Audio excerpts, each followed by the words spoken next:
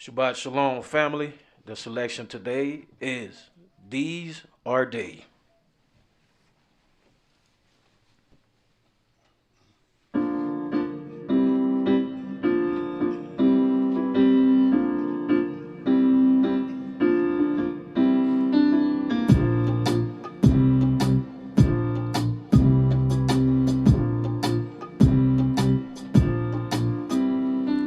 It was on Yahweh morning, out on a lonely isle, in the beauty of the dawning. As John was in exile, he heard a voice resounding across the rolling sea, like mighty billows abounding. John fell down on his knees. These are they From every nation who have washed their garments white, coming up through great tribulation, to a land of pure delight, coming up from every nation on the way, to the crowning program, coming up through great tribulation, to a land of pure delight. He saw the tribes of Israel coming up before the throne of the glory grant, to tell of the burdens they had borne. He saw another marching crowd of the number none had known, shouting Glory, loud and long as they march around the throne. these are they From every nation who have washed their garments white, coming up through great tribulation, to a land of pure delight, coming up from every nation on the way, to the crowning program, coming up through great tribulation, to a land of pure delight. It was on Yahweh morning, out on a lonely isle, in the beauty of the dawning. As John was in exile, he heard a voice resounding across the rolling sea, like mighty billows abounding. John fell down on his knees. These are they From every nation who have washed their garments white, coming up through great tribulation, to a land of pure delight, coming up from every nation on the way, to the crowning program, coming up through great tribulation, to a land of pure delight. These are they from every nation who have washed their garments white, coming up through great tribulation, a land of pure delight.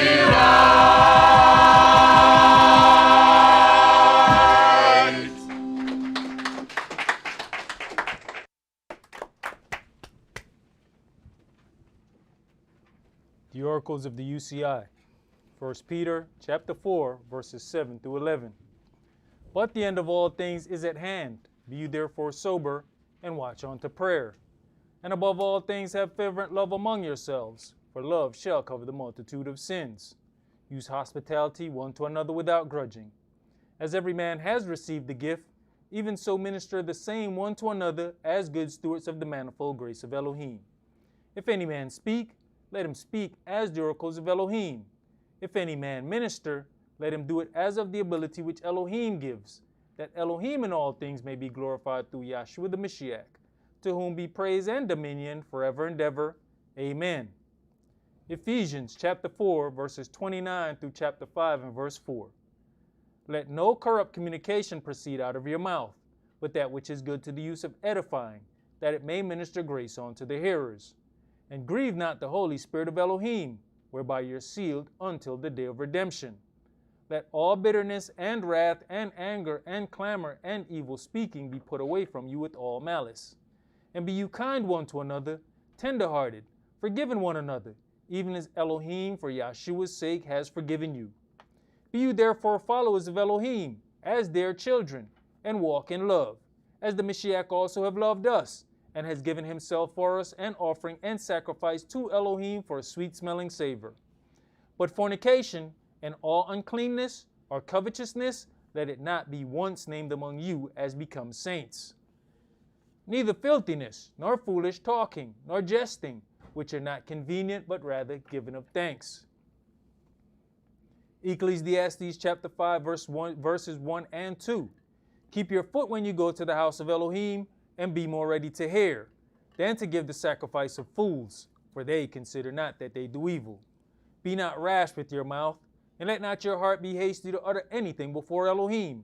For Elohim is in heaven, and you upon earth, therefore let your words be few. Exodus chapter 23, verses 20 and 21.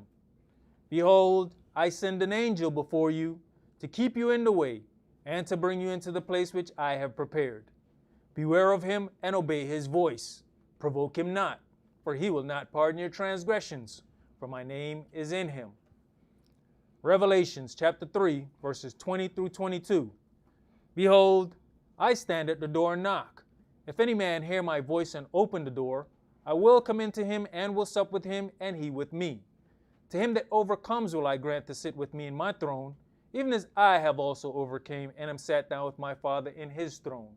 He that has an ear, let him hear what the Spirit says unto the churches. All right, Shabbat Shalom. Shabbat Shalom. Which is peace on Yahweh's holy Sabbath day. Welcome to another holy convocation that Yahweh has enjoined unto us here in Stone Mountain, Georgia, as it is written in those oracles, to those who are able to continue going, as to overcome. We all have things that we have to overcome, and it's real easy to read those things. It's something altogether different when they show up, when they jump out of this book, show up in your living room. Do you still remember the word when that situation happens? We can all remember the word. I know some people that have photographic memories. They could quote scripture, they could do, and they've been able to do it for years. But every time I've seen those people in the situation, they didn't remember any of the scriptures that they needed to remember. Now, they could quote them all day long, but when the situations happen, they didn't know which scriptures to apply. But I just heard them quoting it. Why don't you do that thing that you was quoting last Tuesday? Because you said it. I had to get the book. You was able to tell me what it said 3-4 lines straight. How is it you don't know to apply that when you get in this situation? So then that's something that we have to practice walking in, because you're going to play the game exactly how you practice. So if you practice haphazardly, you're going to play the game. Some people just believe that when Yahshua get here, all of a sudden, we're gonna play the game like all-stars. You didn't practice like all-stars. So ain't no way in the hell you're going to play the game like all-stars. Go check the all-stars and see how they practice. They the first one in and the last one out. You think just because they got gifts or they skill that they don't do nothing. They were just born with a gift so they can do that. No. A gift, you have to enhance. You have to nourish a gift. You have to keep going with the gift to make the gift become as great as it can possibly be. I knew some people who were very, very talented in playing ball, But because they were very talented early, they didn't stay in the gym like any of the other people because they didn't have to at that point. But as they kept getting older, the people who they were so much better than, some of those people kept going and they kept getting hurt because they were never in the gym. They didn't have to. They had physical ability. Physical ability didn't take them all the way. You have to nourish that gift, and that's a part of understanding some things. That because Yahweh gives you something doesn't mean that that's all you're supposed to do. Or that, hey, he gave it to me, I'm good. No, now you got to see if you can make that one talent into two. If you can turn those 2 talents into 4. If you can turn those 5 into 10. Now you are profitable unto your Elohim. Yeah, you profitable to you, but you're not the master. So you don't get to make the decision whether or not you stay or you go. He makes that decision. So the question is, are you profitable unto him? And as my elder would always say, Yahweh has a tendency to get rid of things that does not profit him. As it is said, how is this tree? There is no fruit on this tree. And he cursed the tree for not having any fruit. That was the tree's job, to produce fruit. If you are not producing fruit, as it is written, why cumbereth it the ground? It's taking up space. Cut it down. Throw it in the fire. At least we can get warm off of it. Then it at least serves a purpose when it's thrown in the fire. Today's sermon is entitled Love, Wisdom, and Understanding. And we're going to begin today's sermon in Romans chapter 2. And we're going to start that at verse 9 and read that through chapter 3 and verse 4. Romans 2 and verse 9 through chapter 3 and verse 4.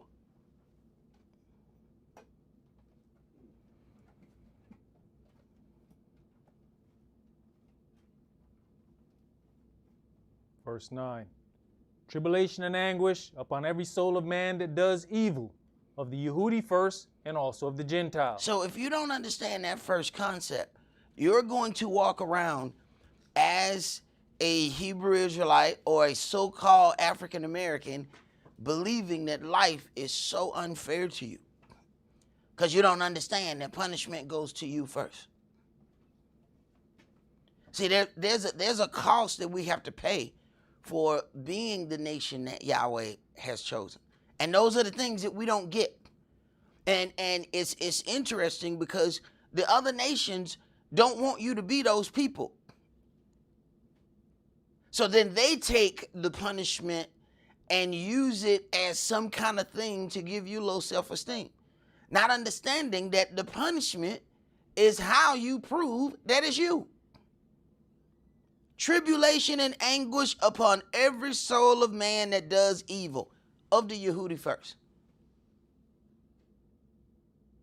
And we know what happens when we get in a situation.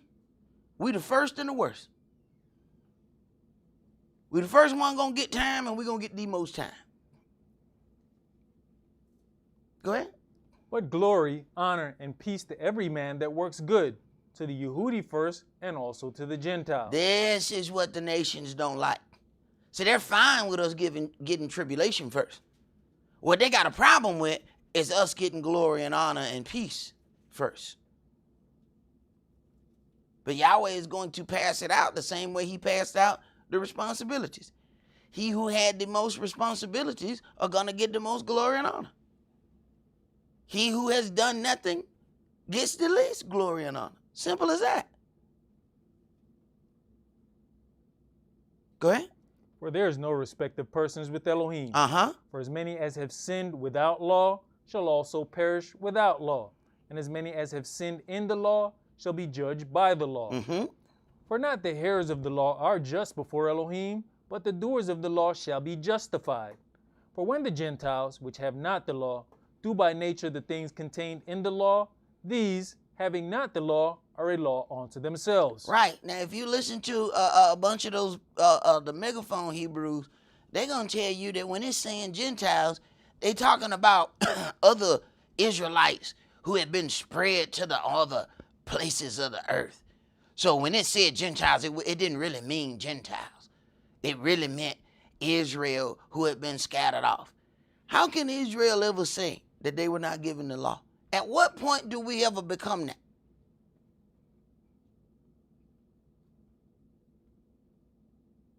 None of that makes any sense. Go ahead. Which show the work of the law written in their hearts, their conscience also bearing witness, and their thoughts the meanwhile accusing or else excusing one another. In the day when Elohim shall judge the secrets of men by Yahshua HaMashiach according to my gospel, behold, you are called a Yehudi, and resteth in the law, and make your boast of Elohim. Right. You are called a Yehudi, and you rest in the law. So now, if somebody call you a Gentile, are you now, or if you call yourself a Gentile, are you now not subject to anything in the law? If I call my dog a cat, does it become a cat?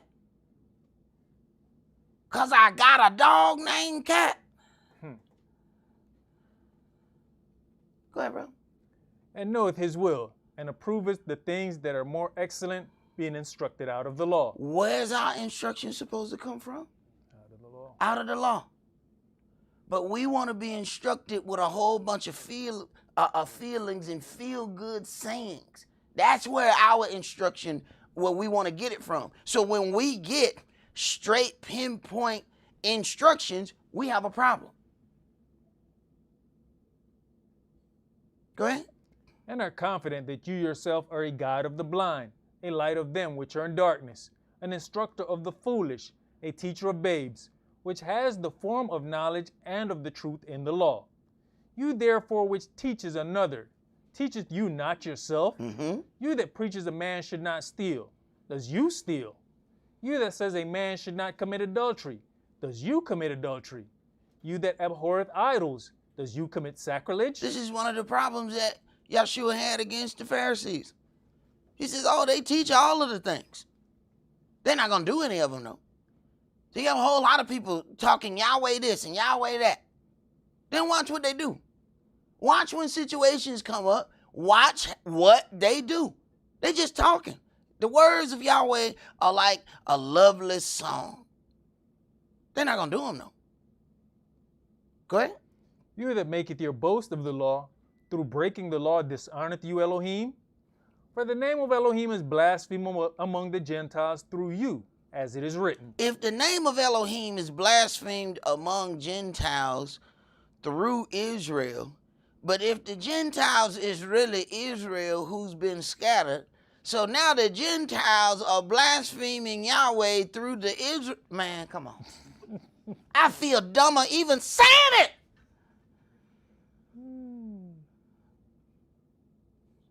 Go ahead, bro.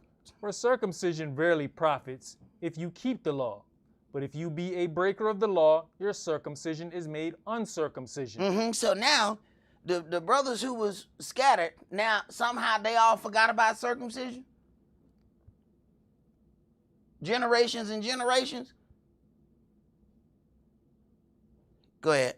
Therefore, if the uncircumcision keep the righteousness of the law, shall not his uncircumcision be counted for circumcision? And we know that the Gentiles were not given the ordination of circumcision. How all of a sudden, because our people move, now they have the same things upon them as the Gentiles? But this is how you get a church in every city. This is how you get, 50,000 people marching in the street. Mess. Folk love some mess. And you can say you're going to kick out all Gentiles when you got a fake tribal chart that basically includes all the Gentiles that you want to deal with anyway. Then you can say no Gentiles. But we got these Hawaiians and we got the Guatemalans and they're going to take the whole island. They're not going to take, bits of it. They're just going to deal with everybody. Oh, well, you don't have to include Gentiles because you just included about 8 tribes and made them, all those Gentiles, tribes through your fake tribal breakdown. So that's another one of the sleight of hands, if you will.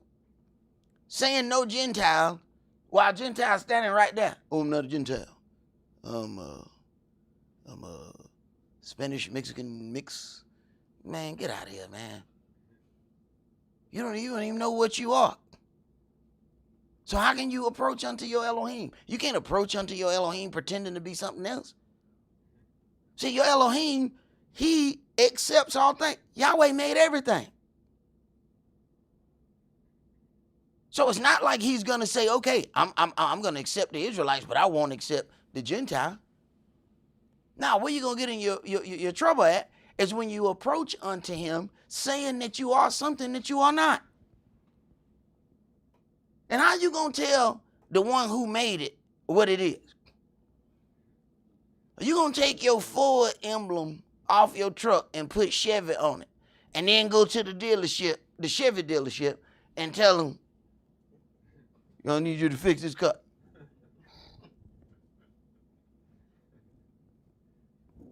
Does he think we idiots or something? Look here, man. We made these. I know what this is, okay? You understand what I do? This is what I do. Because you changed the name on the outside, I know what kind of engine it is. I know where the seats come from. I know everything in there. I know this ain't ours. I'm gonna need you to take this back, put your emblem back on it, and drive your happy ass back across town and go to the right dealership. Don't come here no more. Don't come here no more. Go ahead, bro. Romans chapter 2 and verse 27. And shall not uncircumcision, which is by nature, if it fulfill the law, judge you, who by the letter and circumcision does transgress the law? For he is not a Yehudi, which is one outwardly. Right. You can put on as many Power Ranger outfits as you want. It ain't gonna make you no Israelite. I don't care how many of those costumes you get at Party City. I don't care. This don't make you no Israelite. That's a whole new group, the Party City Hebrew. Go ahead, bro. Neither is that circumcision which is outward in the flesh. But he is a Yehudi, which is one inwardly, and circumcision is that of the heart, in the spirit and not in the letter, whose praise is not of men, but of Elohim. What advantage then has the Yehudi? Right, because after he says all these things, now he got to bring you back. After all those things are said, if you stop there, people say, yeah, see, it don't matter. It don't matter. It don't matter. None of that matters. What? Hold, what you got there? Hold, what you got? Go ahead. What advantage then has the Yehudi? Or what profit is there of circumcision? Much every way. Right. Now he got to bring you back after he deal with it. And that's the way things go. You can't deal with something just on one side of the spectrum. You got to bring that back. Although he gonna discipline you, he gonna say these things. But then at the same time, I'm gonna let you know where the power lie. But there's also responsibility where that power is. Go ahead. Yeah, I'm glad you say that because, we'll get into the habit of tearing people down. Uh-huh. And don't know how to build them back up. Yeah. That's all some people know. That's all some people know. It's that part. They can say one thing, but they can't give a compliment when the job is done right. Go ahead. Much every way. Chiefly because that unto them were committed the oracles of Elohim. The oracles of Elohim. So how these things are supposed to operate was given unto Israel. Therefore, you have the greater damnation. Go ahead. For what if some did not believe? Shall their unbelief make the faith of Elohim without effect? Elohim forbid. Yea, let Elohim be true, but every man a liar, as it is written, that you mighteth be justified in your sayings and mighteth overcome when you are judged. Not if you are judged, but when you are judged. Do we operate like that? Do we operate like there's going to be a judgment? Do we consider that? There is going to be a judgment. You are going to have to give an account. It doesn't matter how many things you have hidden, how many lies you have told about those things. None of that matters. You will not be able to pass that by on Yahshua. You're not going to trick him. You're not going to woo him. all have a judgment. Let's go to Luke chapter 12.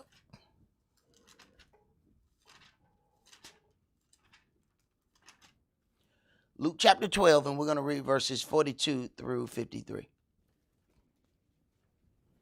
And the Adonai said, Who then is that faithful and wise steward, whom his master shall make ruler, over his household, to give them their portion of meat in due season?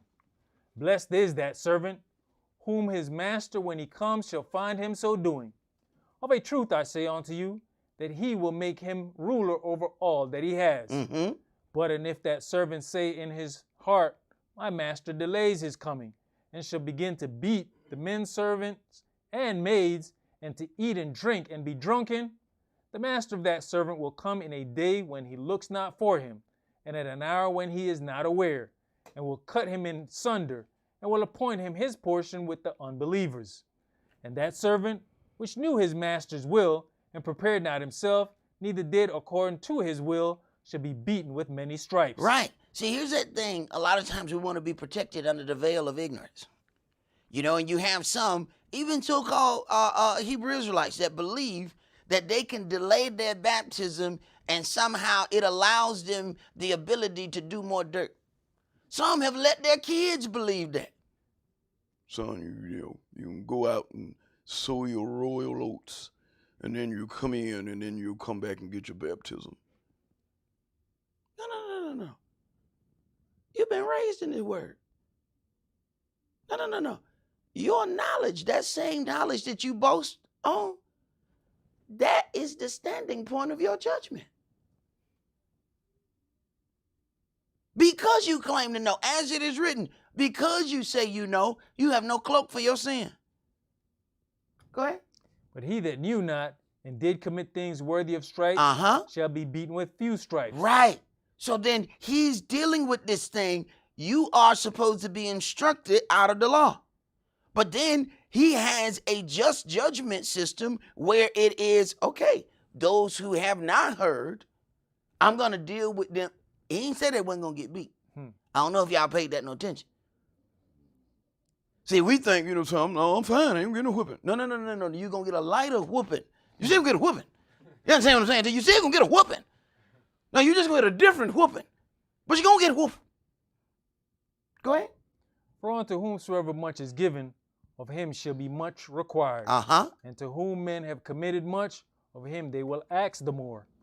I am come to send fire onto the earth. And what will I, if it be already kindled? But I have a baptism to be baptized with. And how am I straitened till it be accomplished? Right. He's got a baptism that he has to be baptized with. And he's talking about this baptism of fire. He's talking about the things that he has to suffer for Israel's sake and ultimately for the world's sake. Go ahead. Suppose you that I am come to give peace on earth? I tell you, no, but rather division. Right. And nothing causes division more than the word of truth. Speak the truth, and it drives a wedge right in between a gathering. All you got to do is speak the truth. Half of the people going to hate you. The other half going to love you. That's the division that truth brings. When you stand on what you believe in, half of the people love you, half of the people hate you. Right off the rip. They have not even gotten to know you yet. This is just the division that the truth brings. You bring the truth in a house, half the house gonna hear you, half the house gonna hate you. I mean, we did this before. I mean, what are you talking about? I can't wear this. Hell, he bought this. Go ahead. For from henceforth there shall be 5 in one house divided, 3 against 2, and 2 against 3. Right, but you have some people that want to have agreement in their house so bad that they turn a blind eye to evil. See, the word of truth is going to cause some division. Are you so about unity in your house that you have agreed to not see some evil that happens in your house? You know, so we can have unity. If I can't have nothing but unity with Yahweh, then that's who I'm going to have unity with. Because I'm not agreeing with no mess so we can have peace. See, there's some individuals that's the only way you're going to have peace with them, is to agree with their mess. But now, you still got division. But now the division is between you and Yahweh. So ask yourself, who you want to be divided against? Go ahead. The father shall be divided against the son, and the son against the father, the mother against the daughter, and the daughter against the mother. Now, hold on. Talk to your average person. They say, well, you know what? God can't be with you. Look at all this division that's done been called. I think your spirit is gone. Your spirit, you done lost your spirit. It would be, I can't believe that you didn't have that problem before you started listening to them Hebrews. What Yahshua saying right here? His whole house was happy before you got with them Hebrews. Right. Happy on our way to hell. Skip, Stumalumada, let's go to hell. That's where we were going. We were happy as hell on our way to hell. The word of truth brings division. Because at some point, somebody realized, hey, as we skipping, have you noticed it's getting warmer? You know what? Somebody started skipping slow. Wait a minute, man. Hold on. We keep skipping toward it. It's getting hotter and hotter. Wait a minute. You know what? Look, I think we ought to stop. Okay, well, you go ahead then. You go ahead, because I'm telling you, it's getting hotter in that direction. And we keep skipping, right? I know we singing and we holding hands and everything seems happy, but I'm telling you, that seems like a fire. I don't think we should keep skipping this way. Well, hey, it's that part where division comes. Well, I got to turn here. You know, I hope it turned out well for you. But that keep getting warmer that way. I know what warmth is. And I know it's that way that you skip it. So this is why our paths has to change. Some people not strong enough to make that decision. So no, this is my Eastbourne Coon. We've been down for years. Y'all both about to be down. But somebody got to stand up. And I nominate myself. Now, if you don't nominate yourself, that's on you. But a change of direction has to be made. Go ahead, brother. The mother-in-law against her daughter-in-law, and the daughter-in-law against her mother-in-law. And we would, make up all kind of reasons why there is this separation. But when you deal with it, this separation is needed. This is the separation that Yahshua spoke about. We're not talking about somebody else spoke about this division. Yahshua is speaking about this division. When you talk about giving up, we had one of the questions about, how do you give your oil away? Not separating when it's time for separation to happen. That's how you turn around and give your oil away. Oil is a symbol of the spirit. You giving yours away. When it was a time when Yahweh wanted to deal with Abram, he waited till his father Terah died. Why? Because he knew it was going to be a problem. Because his father worshipped idols. So now you got a competitive thing going on in the house. So Yahweh waited until his father Terah died. Then he gave him the word. What did Abram do? He took Lot with him. Yahweh wasn't trying to deal with Lot like that. Then he had to make a separation between him and Lot. Once they were separated, then Yahweh went right back to him. By the way, you gonna do this and you gonna do that. And it is right after him and Lot separated. So the level in which Yahweh was going to deal with him was hindered because of who he had as his right hand. He took care of Lot. Lot was raised like his brother. He didn't want to separate him. But you got to give it to Yahweh. Yahweh is a genius. Nothing will make you separate happier than just having so much money that you just got to go somewhere else. Now, that's a beautiful separation. These brothers got so much stuff. They like, look, man, our servants are fighting at each other. We're so rich. Oh, my God, they fighting over whose well and whose field it is. We just so rich. This is a beautiful problem. Okay, man, pick left. You pick. I'm going to let you pick. Come on, man. You go left, I go right. That's a beautiful. Now, do understand, Yahweh not going to always divide you like that. So please, I wouldn't get hooked on that example. Don't think that he going to cause you and Pookie to divide because y'all just had so much money that, Pookie, I ain't got nowhere to fit all my stuff. You need to move, bruh. No. There's some place he gonna make you kick Pookie out. You understand?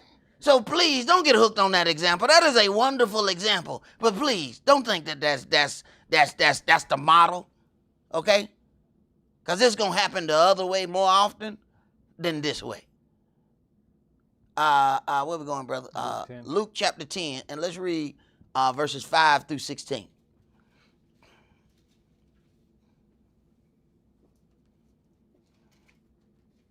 Luke chapter 10 and verse 5.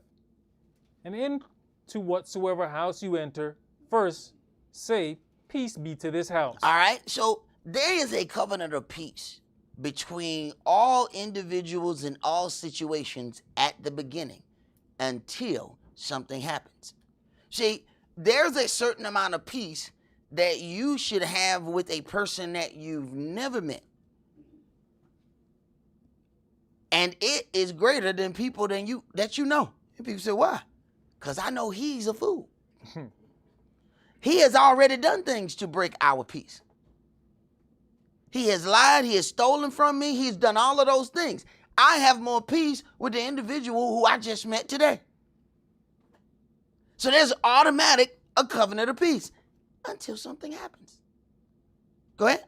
You mentioned something happening, and please don't think that something has to happen to you. Because if something happened in this house and I see it, the peace is broken between me and you.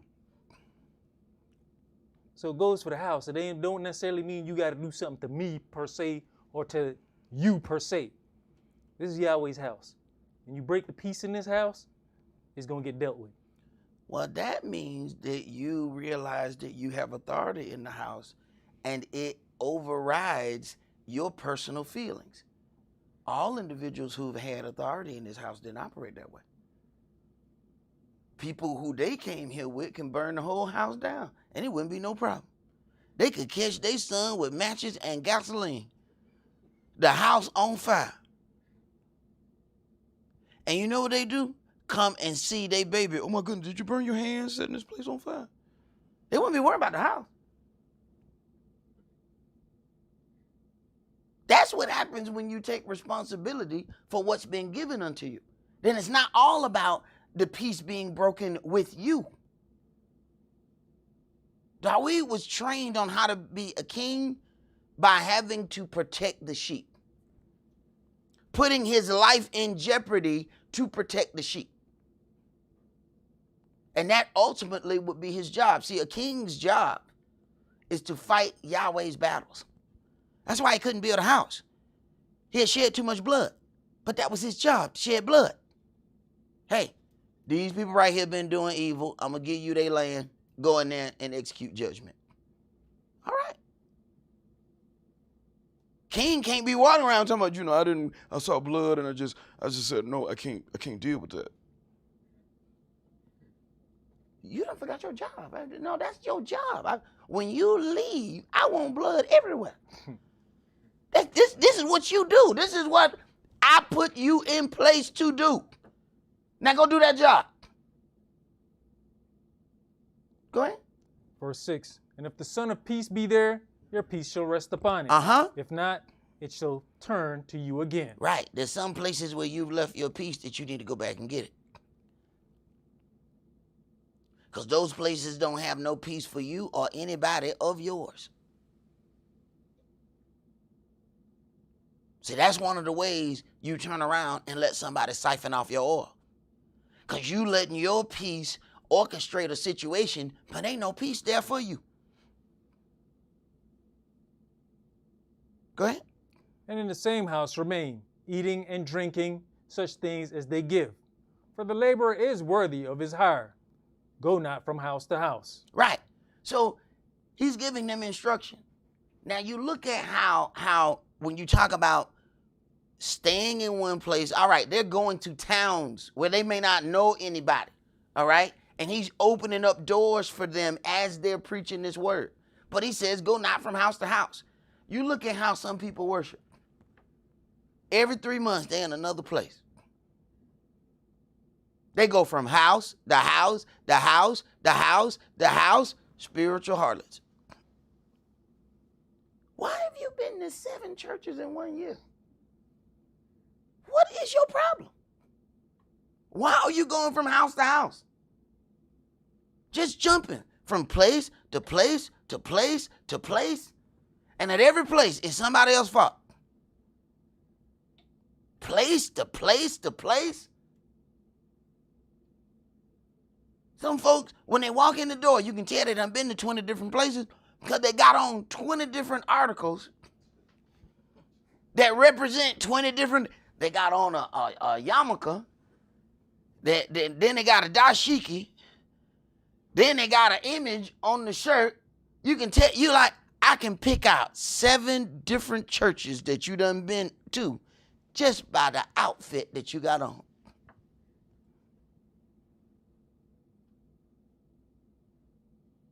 When they got them wrong fringes on, I know where you been. I know where you been. You might as well put a GPS map on the back of your shirt. I know where you been. When you got that too little kufi on, like you washed it in the wrong temperature, I know where you been. I know where you been.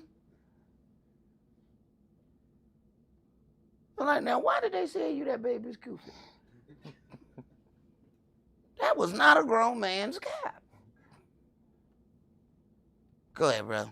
And into whatsoever city you enter, and they receive you, eat such things as are set before you, and heal the sick that are therein, and say unto them, the kingdom of Elohim is come near unto you. But into whatsoever city you enter, and they receive you not, go your ways out into the streets of the same, and say, even the very dust of your city, which cleaves on us, we do wipe off against you. Mm-hmm. Notwithstanding, be you sure of this, that the kingdom of Elohim is come near unto you. But I say unto you, that it shall be more tolerable in that day for Sodom than for that city. Why? Because they didn't receive what was sent unto them. Now Sodom is going to be in a better situation than them. And I don't think people consider that. Somebody comes to us, Yahweh sends somebody to you to give you some understanding about how you're dealing, and you think, nah, that's just the way you see it. It's going to be more tolerable for Sodom than for you. Yahweh sends somebody to you. Go ahead. Woe unto you, Chorazin! Woe unto you, Bethsaida! For if the mighty works had been done in Tyre and Zidon, which have been done in you, they had a great while ago repented, sitting in sackcloth and ashes. And understand, Tyre and Sidon, hold on. Go to Joel chapter 3 and start reading about these Canaanites, these children of Ham. Then you get down to the very nations who eventually sold us as slaves. Those same people of the Hamites. But it says, if they had those works done in them, they would have repented. You're the kind of people that see miracles and still won't react.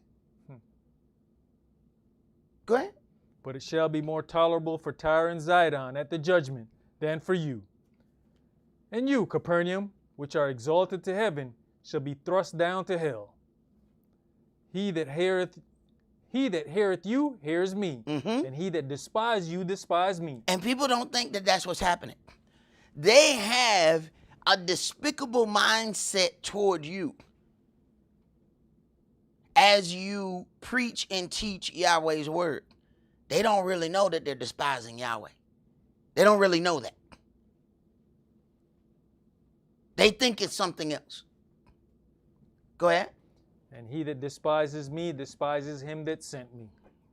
All right, let's go to Numbers chapter 15.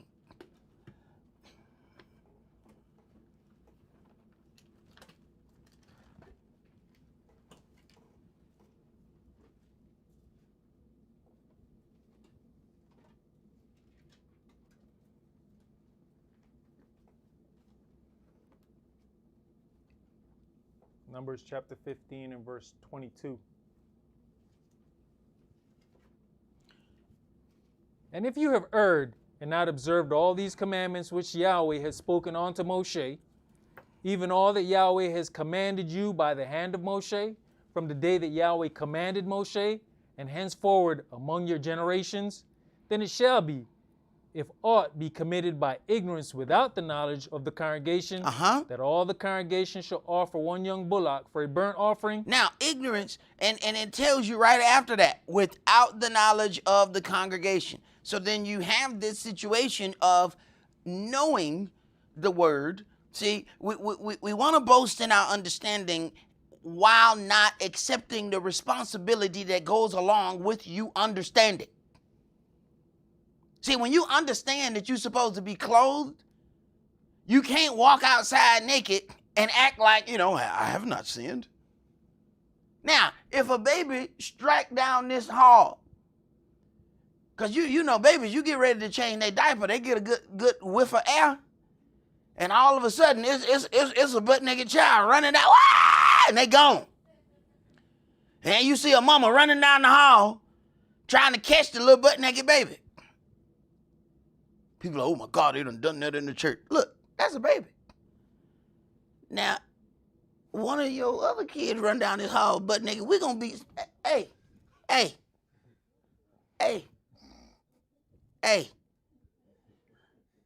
Understand the difference. The judgment is according to the knowledge level. I'm not going to beat that toddler. I ain't saying I ain't going to have no words with the parents, though. So understand that there's an accounting level. Go ahead. For a sweet savor unto Yahweh, with his meat offering and his drink offering, according to the manner, and 1 kid of the goats for a sin offering.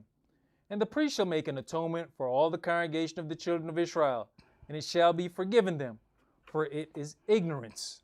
And they shall bring their offering, a sacrifice made by fire unto Yahweh, and their sin offering before Yahweh for their ignorance. Right. And we don't want to say, we get offended. Ain't nobody just finna call me ignorant. Okay, well, if you knew, that means you need to go jump in the lake of fire.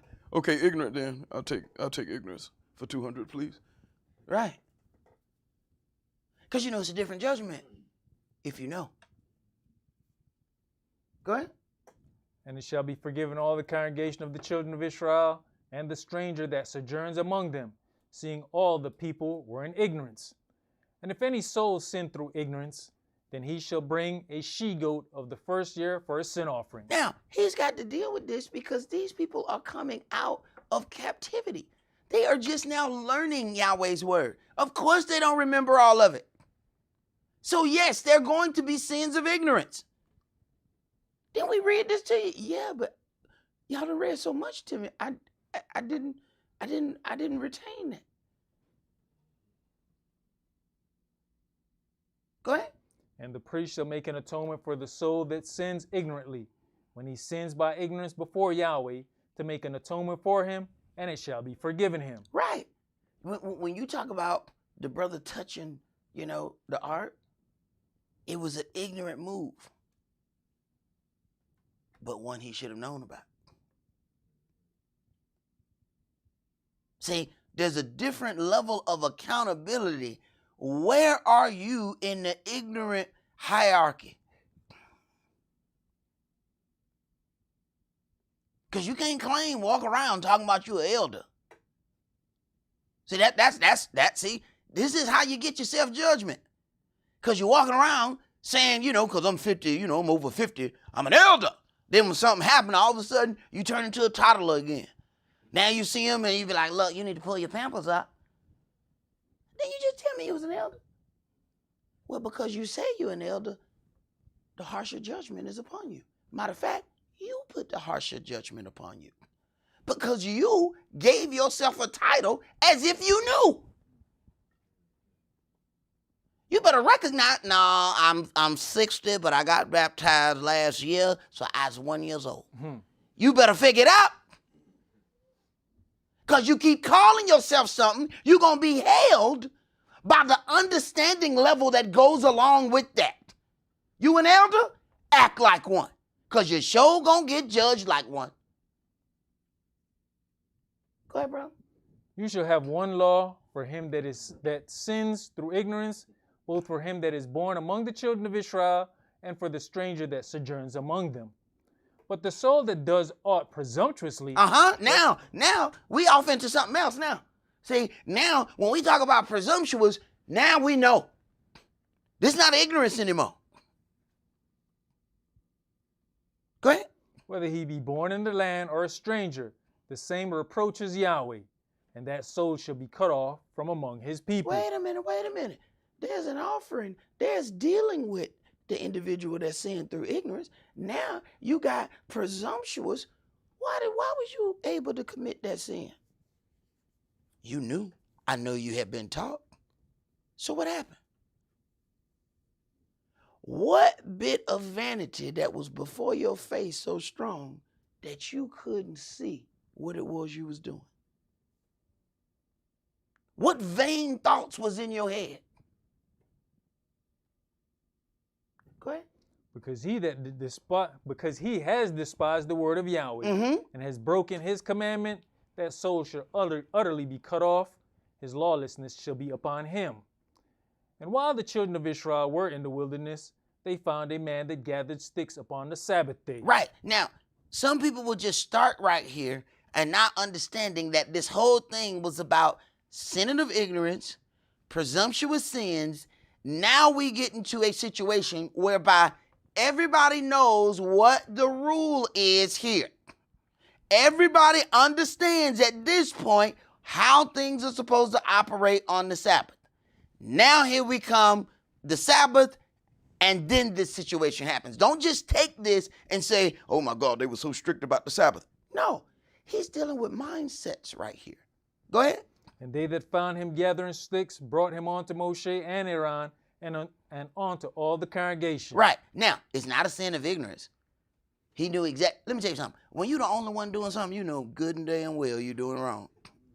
When you're the only one out there gathering sticks, you know good and damn well you're doing something you ain't got nothing to be doing. Because you know, if it was right, 50 other people be out there gathering sticks too. Why are you the only one out here gathering sticks? Well, it's easy, because I can get the good sticks, Ain't nobody else gathering. I can take my time. So I'm going to go when I ain't supposed to go. That way I'm going to get the best ones. Go ahead. What's interesting, like I was saying earlier, it says they found that man and they brought that man to Moshe and Aaron. They didn't sit down and say, well, we ain't rulers. Right. We ain't in charge of nothing. Right. So. Right. And see, that's where our responsibility comes. Something happened, we don't say nothing. You just as guilty as the person you saw doing it. Something happened, well, we supposed to stand up and talk, we don't say nothing. Right. Now other people got hurt because you didn't say nothing. I ain't no snitch. All right, there's a place in the lake of fire right there for you. Jump right there. Go ahead. And they put him in ward because it was not declared what should be done to him. And Yahweh said unto Moshe, the man shall be surely put to death. Right, because he knew what the rule was. He decided the rule didn't apply to him. This was not about him just profaning the Sabbath. This is about him being presumptuous, and it was not a sin of ignorance. He knew exactly what he should have been doing. Go ahead. All the congregation shall stone him with stones without the camp. Right. Now, you make all the congregation take part in the judgment. Because you got the squeamish. See, when you talk about throwing stones, it is a very, very harsh situation. See, we live in the land of pistols where you can just pow one time and it's over. All right, now everybody just disperse. Now y'all gone. No, this rock thing gonna take a minute. You know, because some of y'all can't throw her for damn. Okay? And the person right there, that rock go, you didn't hit nobody, James. Well, that's why I got a stack of rocks. This gonna take a minute. You understand? So you can loathe this. And you know, we got the squeamish among us. So every time somebody get hit, they gonna start crying. Right. There's certain situations that need to be traumatic. So you won't do it no more. See? So he's going to make you throw them stones. He's going to make you look at pieces of flesh flying off somebody's body. He's going to make you deal with this. So the next time somebody even try it, you so far up in their grill. What you doing, man? Man, I don't want to have to sit through that another stoning. Now get this together. Because you don't want that on you. You don't want to see that. So you going to help your brother or your sister not fall again. But for that to happen, you need to be traumatized. Now watch it. Go ahead.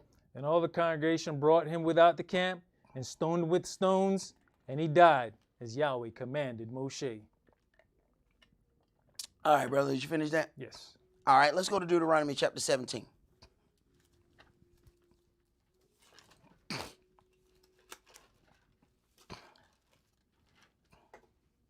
And we're going to have to turn our speakers on.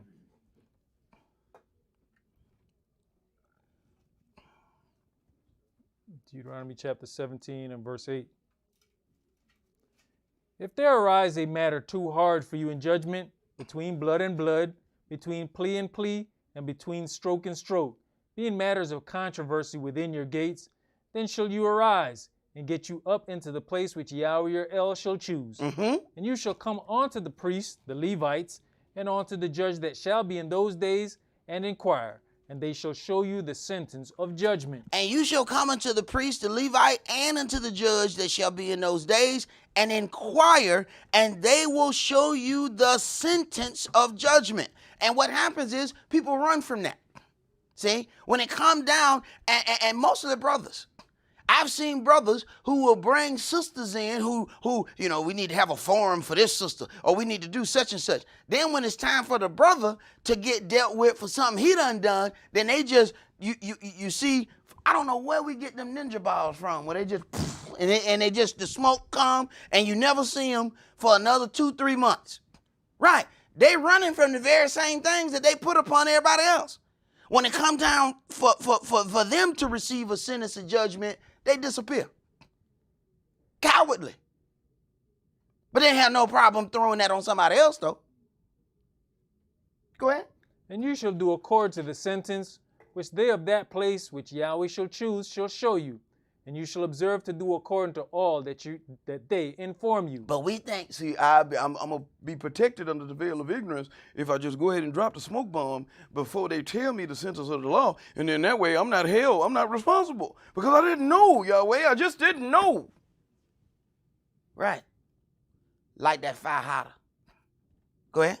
According to the sentence of the law which they shall teach you, and according to the judgment which they shall tell you. Right, and sometimes we already know that. They just showing it to you. You already knew that sentence when you did it. Go ahead. You shall do.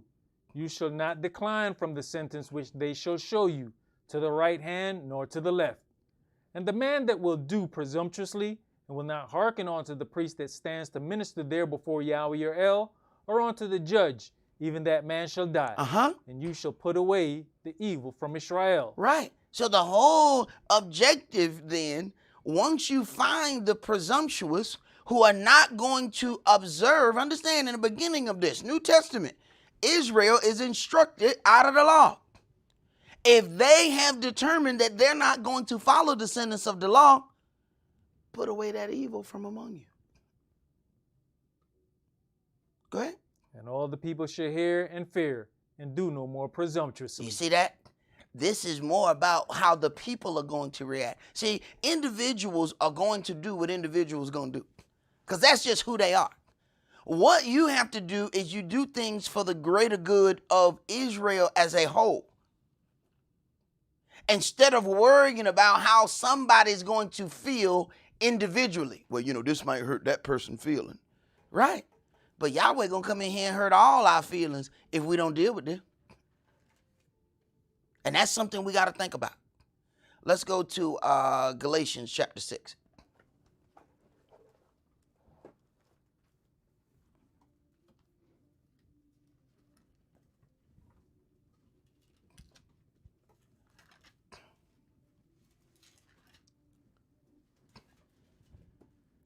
Galatians chapter 6 and verse 1. Brethren, if a man be overtaken in a fault, you which are spiritual, restore such a one in the spirit of meekness, considering yourself, lest you also be tempted.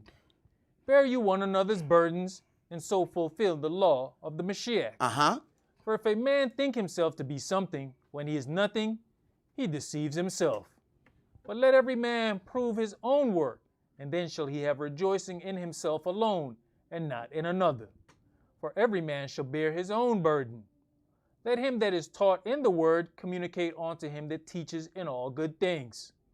Be not deceived, Elohim is not mocked. For whatsoever a man sows, that shall he also reap. Whatsoever a man sows, that shall he also reap. Whatever a man plants, that is what's going to grow. Whatever it is you put off in the earth, that is what's going to return unto you in the earth. Now, the problem is you don't plant and receive in the same season. So by the time we receive, we have forgotten what we have planted. That's what grew because that's what you planted. You just don't remember planting it. Go ahead. For he that sows to his flesh shall of the flesh reap corruption, but he that sows to the Spirit shall of the Spirit reap life everlasting. Let us not be weary in well-doing. Let us not be weary in well-doing. And sometimes that's difficult to do because while you're trying to do good, you have the vipers of the world trying to use your good against you. But we have to get to that point that we don't become weary in well-doing. And what does that mean? You know how, we get to a situation where something happened and we're going to stop everything. You know what? Well, if that's a problem, I just ain't going to talk no more. Oh, so now you ain't going to talk to nobody because you don't have a problem with this person right here? So now you ain't talking at all? Now all of a sudden your lips not going to work? See, now we get so weary in certain things, now we're going to cut off all the good things that we can possibly do because we've gotten weary in well-doing. Go ahead. For in due season we shall reap, if we faint not. As we have therefore opportunity, let us do good unto all men, especially unto them who are of the household of faith. Right. We're supposed to be extra good unto one another. But you have to also take that with a grain of salt.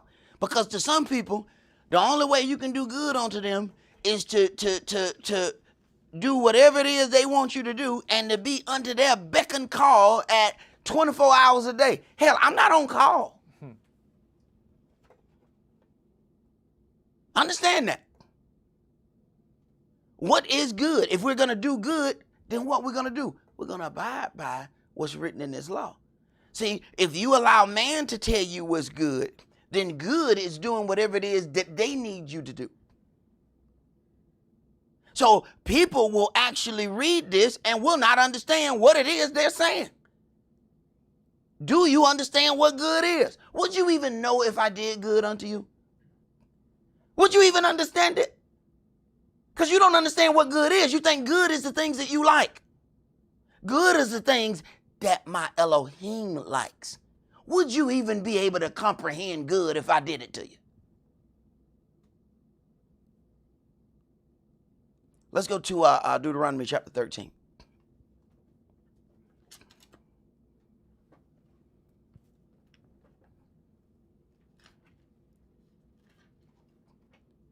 Deuteronomy 13, and let's read verses 1 through 18. If there arise among you a prophet or a dreamer of dreams, and gives you a sign or a wonder, and the sign or the wonder come to pass, whereof he spake unto you, saying, Let us go after other gods, which you have not known, and let us serve them. You shall not hearken unto the words of that prophet or that dreamer of dreams, for Yahweh your Elohim proves you, to know whether you will love Yahweh your Elohim with all your heart and with all your soul.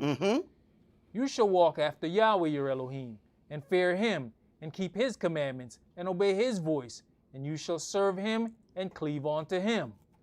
And that prophet or that dreamer of dreams shall be put to death, because he has spoken to turn you away from Yahweh your El, which brought you out of the land of Egypt, and redeemed you out of the house of bondage, to thrust you out of the way which Yahweh your Elohim commanded you to walk in. So shall you put the evil away from the midst of you. If your brother, the son of your mother, or your son, or your daughter, or the wife of your bosom, or your friend, which is as your own soul, entice you secretly, saying, Let us go and serve other gods. Right. And they ain't going to tell you, they're not going to just outright say it's another God. They're just going to invite you to a shindig. They just got some different things going on at that shindig. They don't even know that they worshiping something else. See? They're not going to invite you, hey, man, let's go out here and let's go worship Satan. No, if that's what you're waiting for, those words ain't never going to be said. Hey, man, come on over here and hang out, man. We're going to do such and such, and we're going to do such and such. And then you're going to find all manner of other evil that's going to show up as well. So it's going to be a different mindset there. But they're not just going to invite you to worship another God. Go ahead. Which you have not known, you nor your fathers, namely of the gods of the people which are round about you, near unto you, or far off from you, from the one end of the earth even unto the other end of the earth. Right. And some of these practices, when you examine them, they have come from all over the earth. One group of people went somewhere else, picked up a god, and brought it back to the town that they living in. And see, this is our thing. We love to travel. Yahweh was the one who spread men out. But what we gonna do? We gonna go to all them places that Yahweh spread people out from us for a reason. And then we're gonna pick up their practices, not knowing that you picking up some of their God practices, and then you're gonna bring it into Yahweh's house. And then feel like something happened to you unjust when he do something to you. Go ahead. You shall not consent unto him, nor hearken unto him. Neither shall your eye pity him. Neither shall you spare, neither shall you conceal him. Right. What? Wait. I ain't no snitch. What do you say? You shall not consent unto him, nor hearken unto him. Neither shall your eye pity him. That's where we go. Well, look, I just felt sorry for him. So, I felt sorry for her. That's why I didn't say nothing. Right. Now you jump in the fire. Neither shall you spare, neither shall you conceal. How do you conceal? Because you ain't say nothing. You were concealing because you didn't open your mouth. You can feel like you're neutral all you want. Maybe you can look for the neutral part of the fire. Maybe it's in between the gold and the blue. I don't know. Look for that part. Go ahead, bro. But you shall surely kill him. Your hand shall be first upon him to put him to death, and afterwards the hand of all the people. And you shall stone him with stones, that he die, because he has sought to thrust you away from Yahweh your El. Right. There are people who have thought to thrust you away by trying to give you low self-esteem in the word that you walk in. Go ahead. Which brought you out of the land of Egypt from the house of bondage. Right. And people who have privilege and have never been in bondage yet, it's hard for them to even comprehend something like this. Go ahead. And all Israel shall hear and fear, and shall do no more any such wickedness as this is among you. So you find out that a lot of the things that Yahweh is doing is so Israel will receive fear after seeing the judgment. So when we refuse to execute those things, then the rest of Israel has no fear. So now the rest of Israel is beginning to multiply in doing those same things. Matter of fact, they're going to do even worse as time goes on. Go ahead. If you shall hear say in one of your cities, which Yahweh has given you to dwell there, saying, certain men, the children of Belial, are gone out from among you, and have withdrawn the inhabitants of their city, saying, let us go and serve other gods, which you have not known, then shall you inquire, and make search, and ask diligently. Now your job just started. See, I don't get invitations to shindigs. Once you get the invitation, that's when your job starts. See, the invitation not gonna come to me. Esaac gonna come in and ruin our party. He gonna be coming in, he gonna be talking about the word, something about, hey, why they ain't got no clothes on?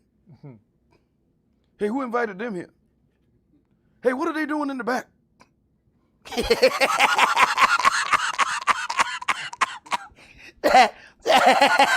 So they gonna throw me out the shindig. Look, man, look, next time we have shindig, look, don't invite Esaac.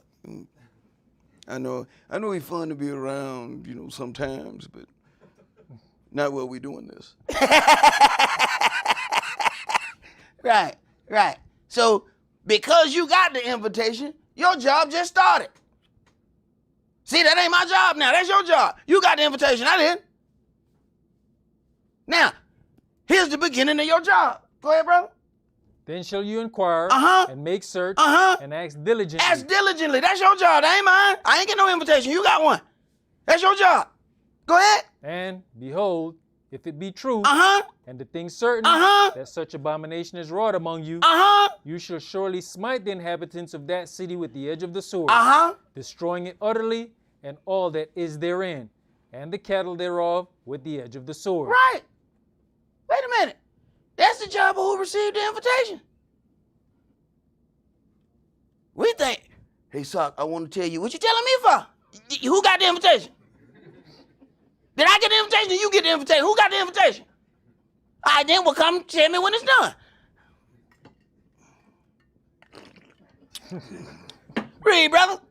And you shall gather all the spoil of it into the midst of the street thereof, and shall burn with fire the city. And you shouldn't even have to tell me. I should see the bonfire. Oh, they must be done. I can see the fire. Go ahead, brother. And all the spoil thereof, every whit, for Yahweh your El, and it shall be in heap forever. It shall not be built again. And there shall cleave not of the cursed thing to your hand, that Yahweh may turn from the fierceness of his anger, and show you mercy, and have compassion upon you, and multiply you, as he has sworn unto your fathers. When you shall hearken to the voice of Yahweh Elohim, to keep all his commandments which I command you this day, do that which is right in the eyes of Yahweh your Elohim. Right. When you execute righteous judgment and remove that from the land, then evil is not allowed to multiply in the land. But when we do nothing and stay silent, you caused it to magnify. Yet we'll still feel neutral. Ain't no neutral place in the lake of fire. Ain't no neutral place. No, responsibility. Hey, you saw it, right? You was there, right? No. Ain't no you going to tell nobody. No. This yours. No, this yours. I had you sitting there for a reason. No. I made sure the other people were nowhere around. I made sure you were the one that was standing there. Because I'm putting it on you. And now I want to see what you're going to do. Oh, no, y'all ain't know what he's doing. That's why he said, I'm not going to get rid of all these nations. I'm going to leave some of them there. Why? So I can prove whether or not you're going to serve me or not. I'm going to leave them around you just to see if you going to turn a blind eye to what they do. I'm going to sit them right there next to you. You got to walk right past the heathen to go to school. Hey, heathens. But do you start hanging on the corner a little bit with the heathen? We're going to kick it a little bit with the heathen. Now, how many heathenistic practices are you coming away with? Are you affecting them, or are they infecting you? Let's go to 1 Corinthians chapter 7.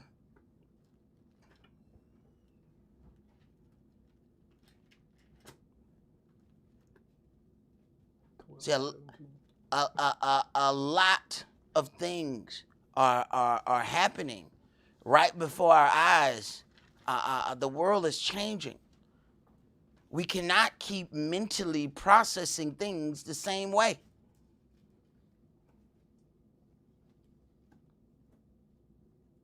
You have to consider, man, out of all the money that these people have taken out of our checks and all of the taxes that we've paid over our whole lifetime and the services that we receive, do you realize, as they act like, oh, we would just mess up the economy if they gave us any money.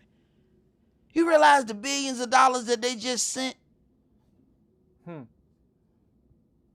That would have taken care of everything we ever could have needed in this place, and taken care of every suffering moment that we have been made to endure. Yet, when something happened to us, they can't. I've been looking for the money. I couldn't find it nowhere. But a Caucasian died, and they found $1 billion. We found $1 billion and all these other missiles we sent all of. We ain't even want all these tanks and these planes. We got new ones. We want a plane. Y'all could have gave us one. No, they let you know. This ain't about money. Because they can just make money out of thin air. Something happened, they made money and shipped it overseas. Yet when something happened, we can't even get disability. You have one leg, one arm, one eye, can't breathe out of one nostril. I don't think you qualify. What? Hell, I hopped up here. I've been paying this for 30 years. I'm not asking you to give me some. I paid for this. You took this out of my check, man. I don't think you qualify. Right. But they found billions. Overnight. They found billions. Go ahead, brother. 1 Corinthians chapter 7, and let's start that at verse 12. But to the rest speak I, not the Adonai. If any brother has a wife that believes not, and she be pleased to dwell with him, let him not put her away. And we have to make sure we understand pleased to dwell. If someone is pleased to dwell, then they are not hindering your walk. Go ahead. And the woman which has an husband that believes not, and if he be pleased to dwell with her, let her not leave him. For the unbelieving husband is sanctified by the wife. The unbelieving husband is sanctified by the wife. Think about the power that Yahweh has allowed to be transferred in a situation like that. That an unbelieving man can be sanctified by a believing wife. But oftentimes the unbelieving man gets some kind of low self-esteem. And he needs the wife to be an unbeliever too. Go ahead. And the unbelieving wife is sanctified by the husband. Else were your children unclean, but now are they holy. But if the unbelieving depart, let him depart. A brother or a sister is not under bondage in such cases. But Elohim has called us to peace. Elohim has called us unto peace. That's the reason why he even allowed a bill of divorce to be given. Because he says, I've called y'all to peace, and this ain't peace what y'all doing in here. Once you see the peace is gone in the situation, what it says, if that house is not worthy, let your peace return unto you. Your peace need to be with you. Ain't no peace in the house. Why you in the house? Why you there? If your peace can't reside there, how are you there? Go ahead, brother. For what knoweth you, O wife, whether you shall save your husband? Or how knoweth you, O man, whether you shall save your wife? What knoweth you, O wife, whether you shall save your husband? Do you understand that sometimes you're not just walking for you? You're walking for somebody else. And if you consider that, then you have to think about your walk.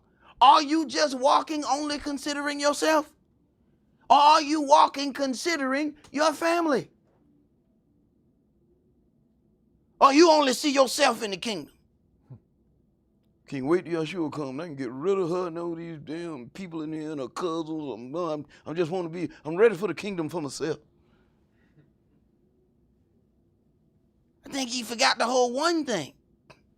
No. If you go, she go. Why do you think when the adversary came at Job and he couldn't kill Job, why do you think he couldn't kill the wife? You know all the kids died, right? All the substance was taken, right? Guess who's still right there? Because Yahweh said, you must save his life. You can do all these things, but you can't kill him. And when you can't kill him, you can't kill her. But them kids is something different. See, they're extensions of you, but they're not you. That woman, that's you. Do you even think like that? Do you even think like that? There was not one thing said concerning her in that conversation. Automatically, the adversary, the devil, even knew the stipulations. I can't kill her. Why? Because I can't kill him. It's automatically known in the contract. You can't put your hands on her. Now the question is, does she even know that she's protected because Lucifer can't kill him? So does she get to be? Well, look here, you got all these sores and boils over you. Ain't nothing wrong with me. My skin is silky smooth. Look like a Hershey chocolate melted in the microwave. Does she then begin to boast herself? Ain't nothing happening to me.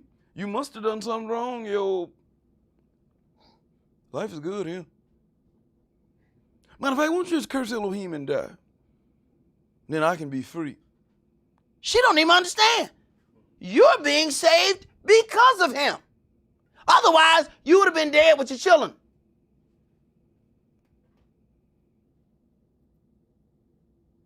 Go ahead, bro. You finished that? Yep. Let's go to Luke chapter 6.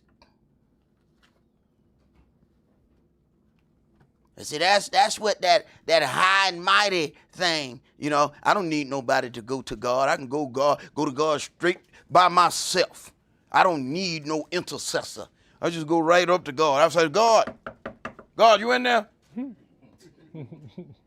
It's me.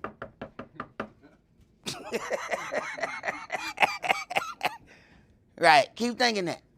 Keep thinking that. Look, Israel put an intercessor there by saying, don't come to us no more. You talk to Moshe and then let him talk to us. Forever there was an intercessor. How is that hard to comprehend? Yahweh said the people have rightly said what they've said. Now you just forever made sure that there was an intercessor between you and Elohim. But yet you got the ones who can't follow any instructions, that can't walk or be up under nothing. I can just go to God myself. You really don't understand this whole book. An intercessor was chosen in the beginning, and forever that process is in effect. You ain't just going under him. Excuse me, Yahshua, step out the way. I need to talk to Yahweh. Yahshua, move. Now why you standing here? Man, and get your little horse over here. It stinks. Okay. Keep thinking that. Keep thinking that. And why you got all them crowns on your head? Right. Right. Keep it up. Keep it up. Go ahead. Luke chapter 6 and Verse 20. And he lifted up his eyes on his disciples and said, Blessed be you poor, for yours is the kingdom of Elohim. Blessed are you that hunger now, for you shall be filled. Blessed are you that weep now, for you shall laugh. Blessed are you when men shall hate you, And when you shall separate, when they shall separate you from their company, and shall reproach you and cast out your name as evil for the Son of Man's sake. Right. They hate you because they hate him. But they can't say that they hate him. So it's easier to hate you. Go ahead. Rejoice you in that day and leap for joy. For behold, your reward is great in heaven. You have a great reward waiting for you. But that means you can't keep trying to cash in on your reward now. Go ahead. For in like manner did their fathers unto the prophets. But woe unto you that are rich, for you have received your consolation. Woe unto you that are full, for you shall hunger. Woe unto you that laugh now, for you shall mourn and weep. Woe unto you when all men shall speak well of you. Woe unto you, and that's what we want. We want everybody to say nice things about us. He says, woe. Everybody speak nice to you? Woe. Because see, I know that this word brings a division. So there should be some people that's saying some evil stuff about you. Because that's what this word does. I mean, they spoke evil against the prophets. They spoke evil about Yahshua. You mean to tell me ain't nobody got nothing evil to say about you? You ain't got no haters? None? I mean, you're not even worthy of hate? Damn. You get your life together. You ain't got no haters? Surely you got some haters. I mean, go find you some hate. Go get you some. If you can't get, go buy some.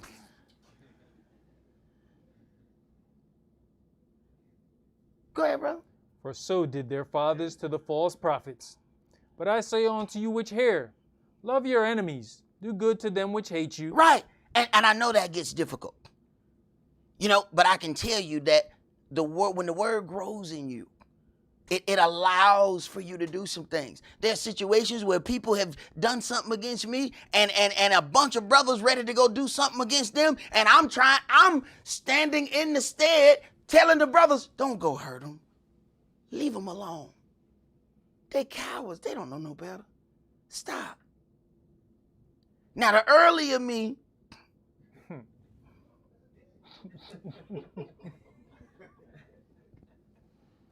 What time y'all ready?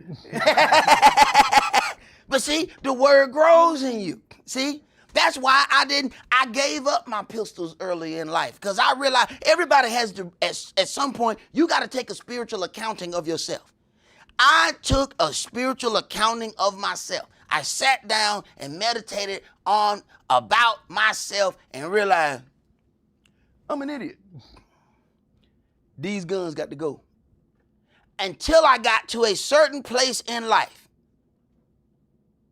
Now I can have multiple things, different kinds of things that shoot different ways. Because when I get angry, it's not my first thing that I'm going to. My stuff is to protect my family and my congregation. As long as you don't step on those grounds, you get to live. But if you cross any of these lines, yellow and blue make green. Y'all know he over there in that bag? We put him in that bag, Ziploc, real tight. Yellow and blue make green. That's how we know it's sealed. But there was a place where I couldn't have those things near me. And I know that based upon the situations that took place, that Yahweh saved me out of each time, and I didn't even know who he was. Then I realized, no, it ain't time for me to have this right here. They said, well, you 21, you can have one. Yeah, but I'm not quite right. I'm slightly throwed right now. I don't need to have this. Because if I had back then the stuff that I had now, that I have now, well, you can just pop in a whole nother clip, go, 100 times, pop in another one, go another 100 times. I would have killed an entire city. They would have just woke up one day, where's Stone Mountain? There's certain things you don't need to have. You need to take a spiritual accounting of yourself. Go ahead, bro.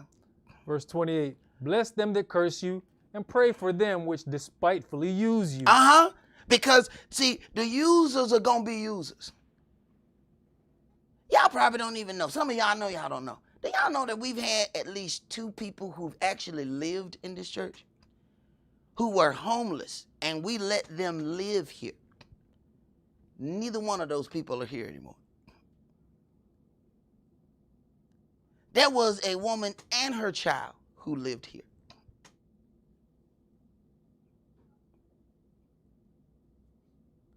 You don't see her or the child. Pray for those that despitefully use you. There are individuals that we did absolutely nothing but help them. Despiteful users of Yahweh's servants. And some people think they know. You don't know because we wasn't putting their business out.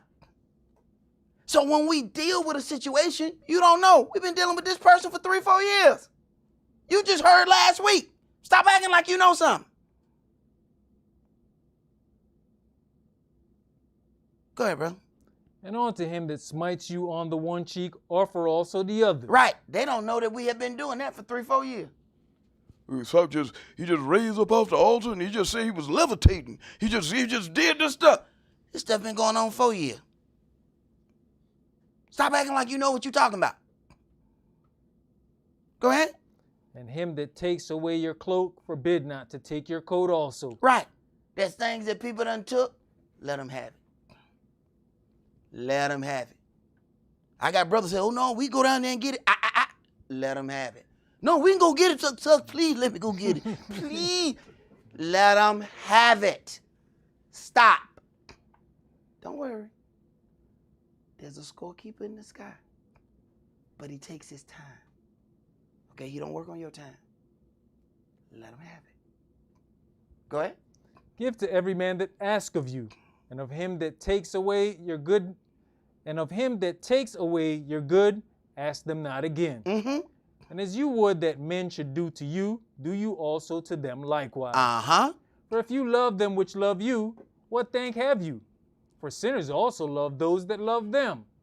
And if you do good to them which do good to you, what thank have you? For sinners also do even the same. And if you lend to them of whom you hope to receive, what thank have you? For sinners also lend to sinners to receive as much again. Let me tell you something. Everything that somebody has ever taken from me at some point or another, Yahweh has given me back everything that I have ever lost. He didn't give it to me on my time. Now, I wanted it much quicker. But I had to sit down and take another spiritual accounting. See, it's good to have these spiritual accountings of oneself every now and then. So you can look at, I lost this, but then he gave me that. Interesting. But if you trying to avenge yourself, you're going to go back and get your stuff, and he got something better for you. Go ahead. But love ye your enemies, and do good, and lend, hoping for nothing again. And your reward shall be great, and you shall be the children of the highest. For he is kind unto the unthankful and to the evil. Mm-hmm. Be you therefore merciful, as your Father also is merciful. Be you therefore merciful, as your Father also is merciful. There are certain parts of mercy that people are not even going to see. There's mercy that we've offered individuals, and part of the mercy was allowing them to even stay here once all of those things had came about. There's some mercy that you people don't even know anything about. So likewise, we should do unto our brothers. That don't mean you turn a blind eye to things because you offer mercy. Rebuke still have to be in that equation. See, if you think that your mercy is that you're not saying anything, that's not mercy. Now, you have sinned. Your mercy is when you acknowledge it, you deal with it, but you still give them an opportunity to straighten it out. That's mercy. You not saying anything, that's not mercy. You're magnifying the evil. Go ahead, brother. You know, the situation is, you know, like you said, when you're on the outside and you don't know the mercy and the opportunities have been given to people, you just jumped off at the little that you know. And we've seen both sides where the situation's been dealt with, mercy's been given, and we've seen people make that 360-degree turn and get back on the track. And we've seen those given the mercy and just continue on straight on down till we had to open the door and let them go straight through the door. Right. Some take that mercy and change, and others take the mercy and despitefully use you with it.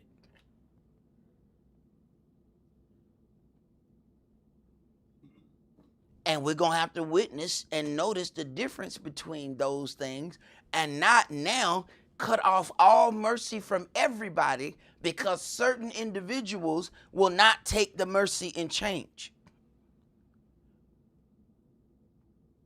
Let's go to Romans chapter 12, and we're going to start at verse 9. Romans chapter 12, and start at verse 9. Let love be without dissimulation. Abhor that which is evil. Cleave to that which is good. Understand something. Wait a minute. See, there's some things that we just we come from, that generation that just say, I read the Bible from front to back. Well, you need to slow down. How about understand it from front to back? Let love be without dissimulation. Abhor, hate. Okay, that's what abhor, hate that which is evil. I don't hate nobody. I love everything. You're an idiot.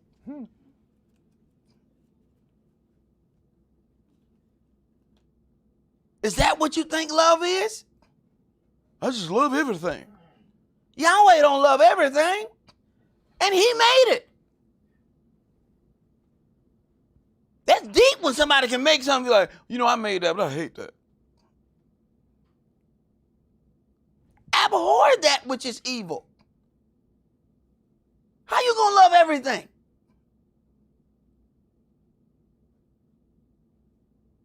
I may love certain characteristics of some things, but I have instructions to abhor that which is evil.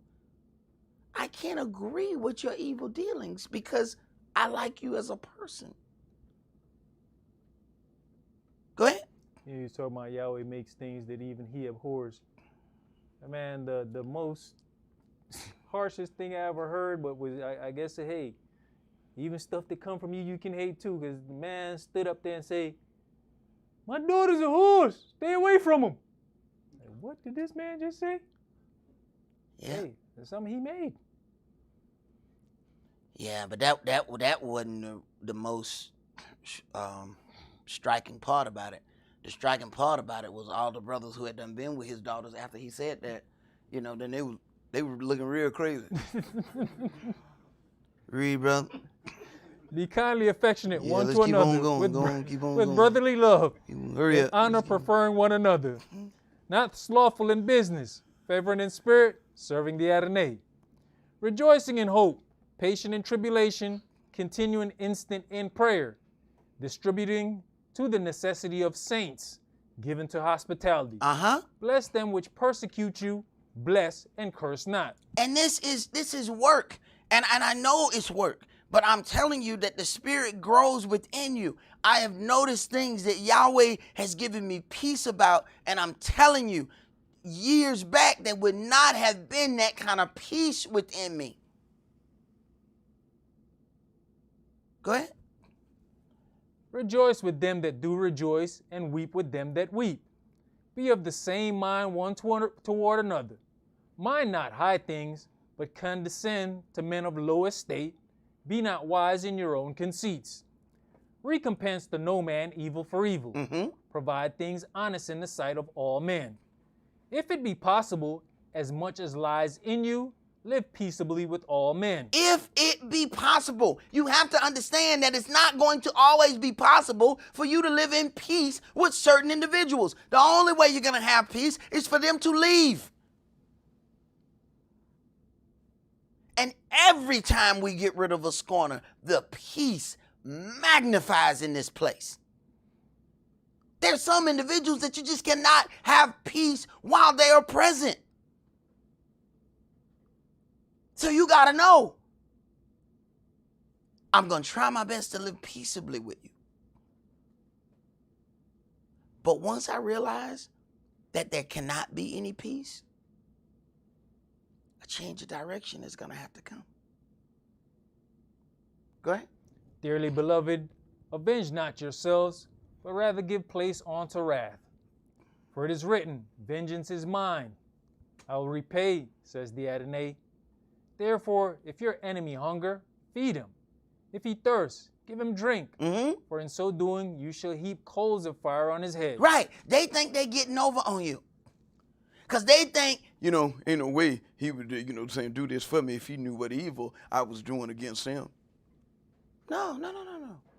I'm just putting another coal on the fire. Yahweh, just keep that burning. Keep that burning, Yahweh. You put another coal on there. You want what? Yeah, sure. How about I give you 2 of them? Put 2 coals on that fire. Go ahead. Be not overcome of evil, but overcome evil with good. All right, let's go to 1 Kings chapter 3.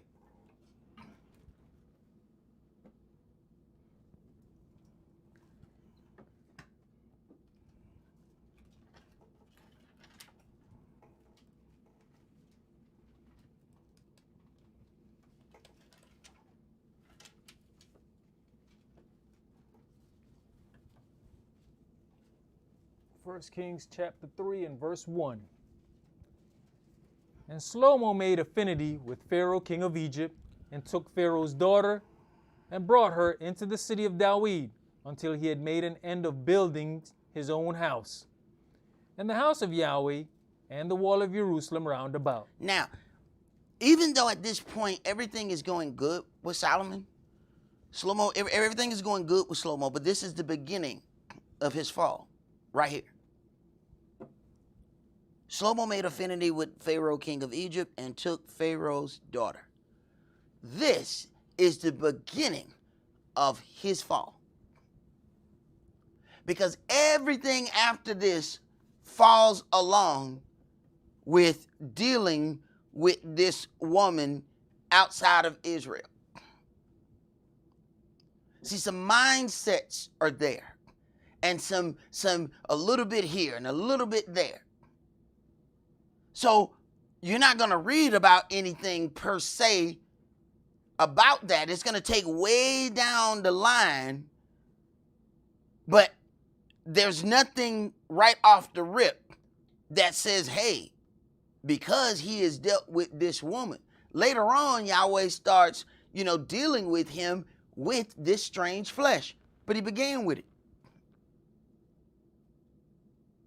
But see, Yahweh this is something that I have noticed that the Spirit does. It gives you patience to sit back and watch something. Even when you say point blank, look, you know the word. Ain't no need of me saying that right now. Let me see how you're going to deal with it. Then Yahweh sit back.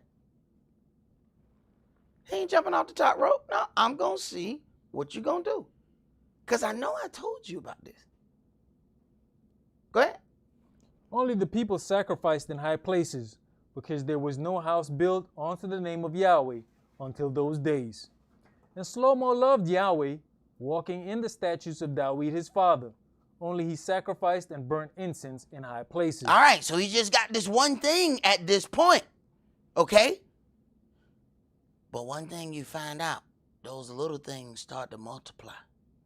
That's why Yahweh said you got to execute judgment in the land and cut off evil from the city. Because it's going to multiply if you don't deal with it. Go ahead. And the king went to Gibeon to sacrifice there, for that was the great high place. 1,000 burnt offerings did Shlomo offer upon that altar. In Gibeon, Yahweh appeared to Shlomo in a dream by night. And Elohim said, ask what I shall give you. And Shlomo said, you have showed unto your servant David my father great mercy, according as he walked before you in truth, and in righteousness, and in uprightness of heart with you. And you have kept for him this great kindness, that you have given him a son to sit on his throne, as it is this day. Right, and understand, this was only the physical son to sit on the throne. The spiritual son to sit on the throne is Yahshua. But if you listen to those who believe that they study prophecy, they can find some date where they can say, you see, this is the fulfillment of this thing. No, that's a natural fulfillment of that. That's not the spiritual fulfillment of that. Go ahead. And now, O Yahweh my Elohim, you have made your servant king instead of David my father, and I am but a little child. I know not how to go out or come in. And your servant is in the midst of your people, which you have chosen, a great people that cannot be numbered nor counted for multitude. Give therefore your servant an understanding heart to judge your people, that I may discern between good and bad. For who is able to judge this, your so great a people? And the speech pleased the Adonai that Shlomo had asked this thing. It pleased Yahweh and what he asked for. You have to sit down and ask yourself, is Yahweh pleased in what you're asking for? Meditate upon the things that you asked for. Why are you asking for it? Is he pleased with the things that you're asking? And what are you going to do with them if you get them? Who's going to benefit from that other than you? Go ahead. And Elohim said unto him, because you have asked this thing, and have not asked for yourself long life, neither have asked riches for yourself, everything for yourself. Go ahead. nor have asked the life of your enemies. The life of your enemies. You know, we'll do that in a minute. Oh, yeah, hey, let us get mad. Yo, we kill all of them. Kill their mamas, their daddies, kill their unborn sons. What? Kill the unborn ones? Go ahead. But have asked for yourself understanding to discern judgment. Right. So then the thing that he asked for wasn't for him per se. Even though it would be given to him, it is so that he can better do the job that he holds for Yahweh. Do we pray for that? Go ahead. Behold, I have done according to your words. Lo, I have given you a wise and an understanding heart, so that there was none like you before you, neither after you shall any arise like unto you. And I have also given you that which you have not asked. Now, because I like what you asked, I gave you things you didn't ask. Go ahead. Both riches and honor. Right. Now, you could have asked for that, and I would have gave you that. But because you didn't ask for that, I'm going to give you that. As it is written, you receive not because you ask not, and when you ask amiss, that you may consume it upon your own flesh. Upon your own lust is why you ask what you ask. He asked for one thing, get that and something else. Go ahead. So that there shall not be any among the kings like unto you all your days. And if you will walk in my ways, to keep my statutes and my commandments, as your father David did walk, then I will lengthen your days. And Shlomo awoke, and behold, it was a dream. All right, it was just a dream. All right, so how we know the difference? It was just a dream. I mean, you might have ate some chocolate right before you went to sleep. Sometimes, you eat the wrong meal before you lay down, and, you can have thoughts. Okay, go ahead. And he came to Jerusalem, and stood before the ark of the covenant of Yahweh, and offered burnt offerings, and offered peace offerings, and made a feast to all his servants. Then came there 2 women that were harlots unto the king, and stood before him. And the one woman said, O my master, I and this woman dwell in one house, and I was delivered of a child with her in the house. Now, he has the dream. Now Yahweh finna show him that the dream was real. Because now comes a situation to use what Yahweh said he gave him. Go ahead. And it came to pass the 3rd day after that I was delivered, that this woman was delivered also. And we were together. There was no stranger with us in the house, save we 2 in the house. And this woman's child died in the night, because she overlaid it. And she arose at midnight, and took my son from beside me, while your handmaid slept, and laid it in her bosom, and laid her dead child in my bosom. And when I arose in the morning to give my child suck, behold, it was dead. But when I had considered it in the morning, behold, it was not my son, which I did bear. And the other woman said, No, but the living is my son, and the dead is your son. And this said, No, but the dead is your son, and the living is my son. Thus they spake before the king. Right. And you know there are no men in this situation because they both live in the same house. They both have come forward with children, and ain't no daddies. So now this situation has been presented to him. Go ahead. You know what's interesting? If they both sleeping, how you know she got up at midnight? Hey. I'm just know, asking. Hey, she knows she had to be in a deep sleep for you to be able to move this baby and me not feel it. I had to be deep sleep. Go ahead.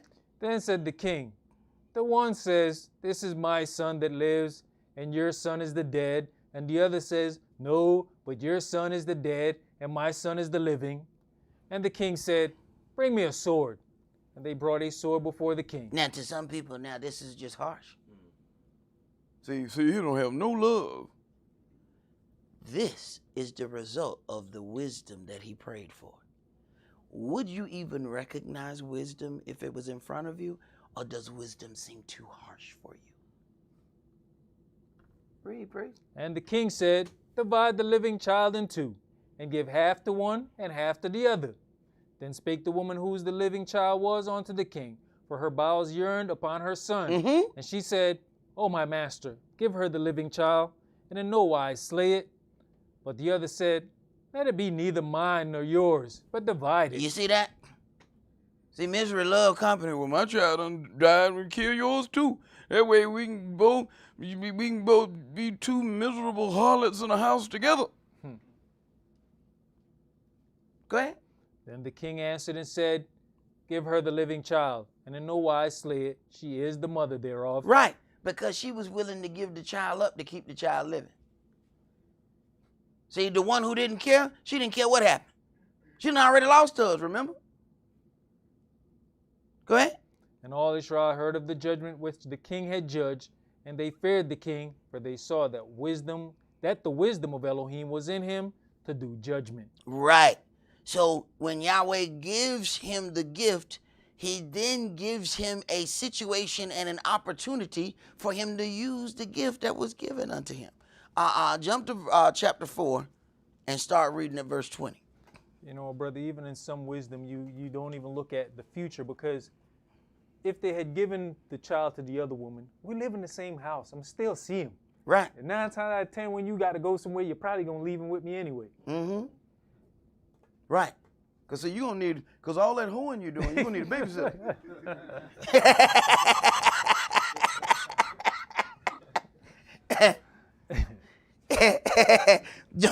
Go to chapter 4 and verse 20. Yehuda and Israel were many, as the sand which is by the sea in multitude, eating and drinking and making merry. And Shlomo reigned over all the kingdoms from the river onto the land of the Philistines and onto the border of Egypt. They brought presents and served Shlomo all the days of his life. And Shlomo's provision for one day was 30 measures of fine flour and 80 measures of meal, 10 fat oxen, and 20 oxen out of the pastures, and 100 sheep, beside harts and roebucks, and fallow deer and fatted fowl. For he had dominion over all the region on this side the river, from Tiphsah even to Asa, over all the kings on the side the river. And he had peace on all sides round about him. And Yehuda and Israel dwelt safely, every man under his vine and under his fig tree, from Dan even to Beersheba, all the days of Shlomo. And Shlomo had 40,000 stalls of horses for his chariots, and 12,000 horsemen. And those officers provided victual for King Shlomo, and for all that came on to King Shlomo's table, every man in his month, they lacked nothing. Barley also and straw for the horses and dromedaries brought they on to the place where the officers were, every man according to his charge. And Elohim gave Shlomo wisdom and understanding exceeding much, and largeness of heart, even as the sand that is on the seashore. And Shlomo's wisdom excelled the wisdom of all the children of the east country and all the wisdom of Egypt. For he was wiser than all men, than Ethan the Azarahite, and Heman the Calhal, and Darda the sons of Mahal, and his fame was in all nations round about. Mm-hmm. And he spake 3,000 proverbs, and his songs were 1,005. And he spake of trees, from the cedar tree that is in Lebanon, even unto the hyssop that springs out of the wall. He spake also of beasts, and of fowl, and of creeping things, and of fishes.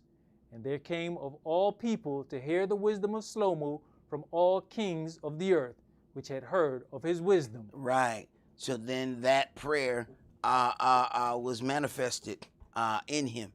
But after time, that wisdom ended up blocking understanding that he actually had in the beginning. Let's go to Matthew chapter 19.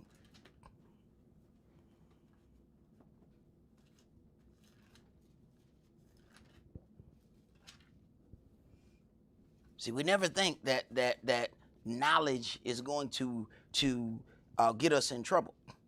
But understand, there's certain things that just having knowledge of it causes you some issues. That's why in certain situations, Yahweh will block your understanding. There's situations where something will be happening right around you and everybody saw it except you. Yahweh like, no. I need to protect you from this. You don't need to know that this is happening. Then everybody else comes in, what you mean you didn't know? We all sat there and watched it. How you didn't know? Because Yahweh, no. If he know somebody dies, so block him, he'll have that angel stick his fingers right in your ear, and everybody else in the room hear that. And they won't know why nobody repeats it. And 30 days later, somebody say something, and you realize, what? When did that happen? Bro, you was standing right there. What you mean I was standing right there? Bro, you was standing right there. Remember, you was standing right there. You had the AR in your hand. That's why Yahweh put his fingers in your hand, because you had the AR in your hand. He was like, la. He don't need to hear this. Because he going to use that thing in his hand. And they was like, man, we just thought, man, wow, this guy's great. You can listen to somebody say those things while you had your AR and your 4 clips in your hand? Oh, Yahweh didn't let me hear that. I'm not that great. he didn't let me hear that. Right. That would be him protecting you. He just wouldn't let you hear it. Yet everybody in that vicinity all heard it, except you. Matthew 19, and let's start at verse 16. And behold, one came and said unto him, Good master, what good thing shall I do that I may have eternal life? Mm-hmm. And he said unto him, Why call you me good? There is none good but one, that is Elohim.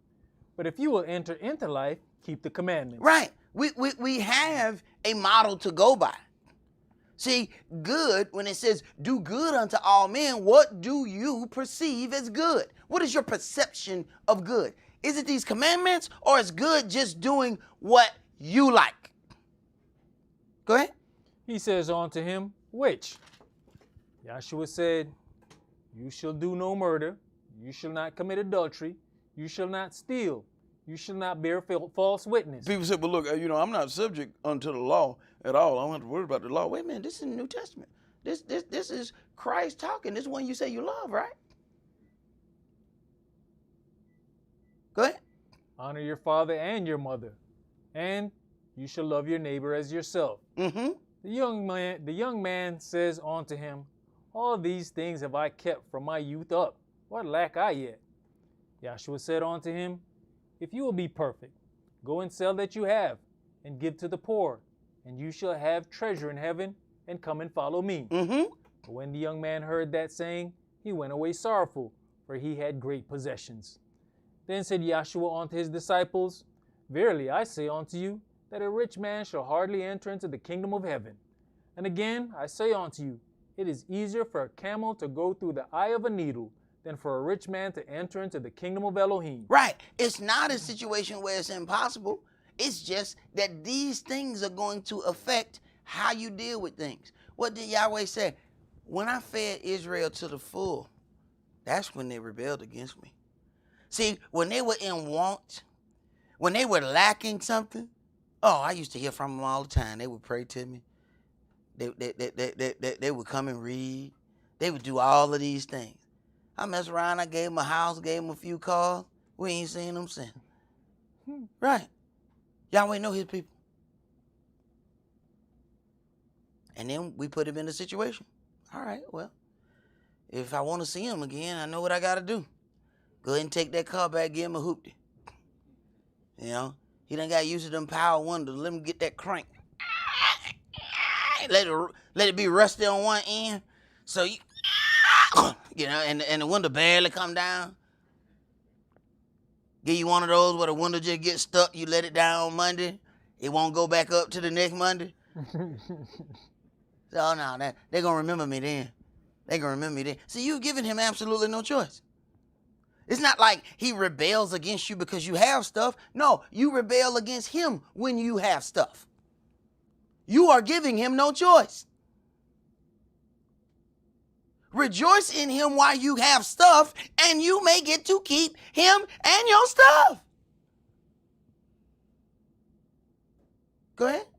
When his disciples heard it, they were exceedingly amazed, saying, Who then can be saved?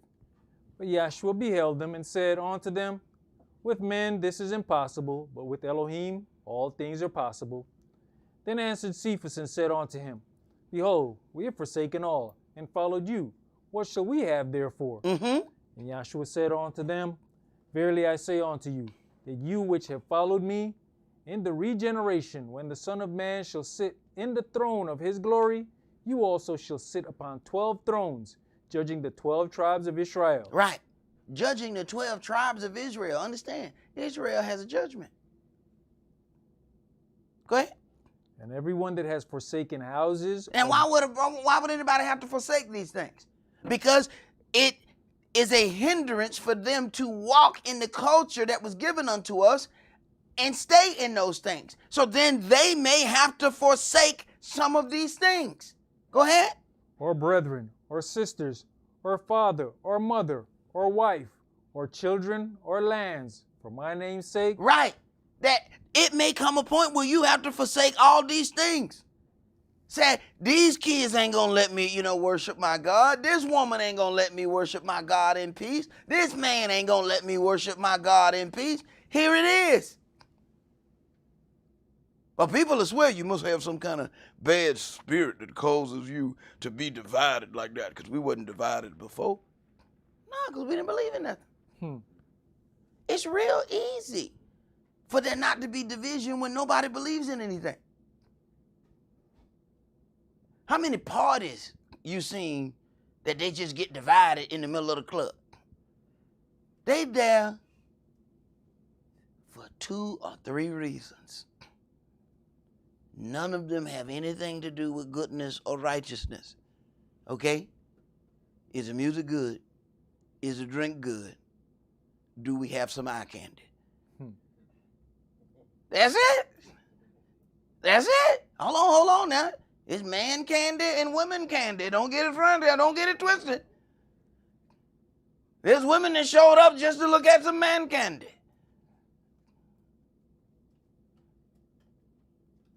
But there was no doctrine being taught. So there's nothing to cause division. The only division is when you got some candy that somebody else wanted. I wanted the purple Jolly Rancher. You got the dark one. I wanted that one. Now here comes the division. But that's it. Go ahead. Shall receive 100-fold and shall inherit everlasting life. But many that are first shall be last, and the last shall be first. Right. But let us hear the conclusion of this matter. Let's go to 1 Samuel chapter 12.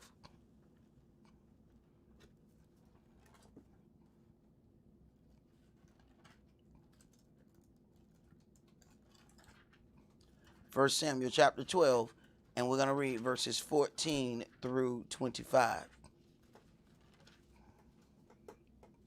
See, when you talk about sell what you have and come follow me, that was a very, hey man, that's a hard one right there.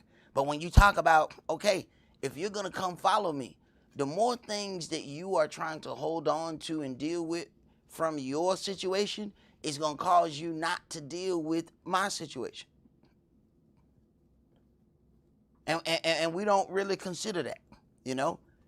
And you have to take all of that into the equation.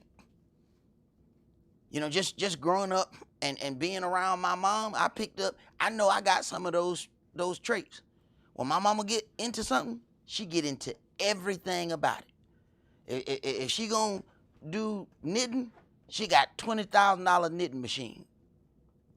You can't even understand the things that she into when she get into something. Well, she passed that right down to me. When I get into something, I want everything to go with it.